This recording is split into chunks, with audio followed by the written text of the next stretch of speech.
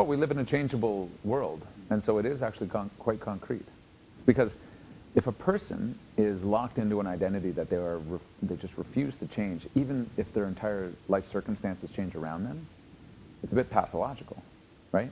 But a person who can adapt and change and remain true to some basic core values gets along well, right? And as Canadians, I find we learn about ourselves when we go away and come back home, right? That's the best way to learn about your country, is if you're able to go see another place, go through that culture shock, and then really feel the shock when you come back home.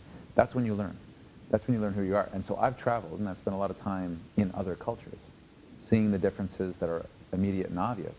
But the biggest learning for me as a Canadian has always been when I come back, right? And see how it is that we do struggle with that question and that problem that seems so huge in this other country that consumes them, and they just have a struggle with adapting to it, where we have been able to seamlessly go through those changes.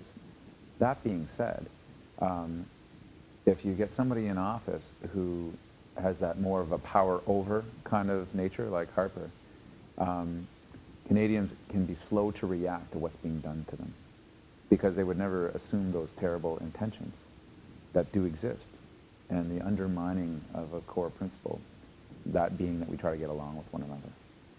So he uses these you're with us or against us kind of frames of things, that black and white frame, and people don't necessarily understand how fully he does operate in that world, that it is us or them, and I argue that's not a Canadian value.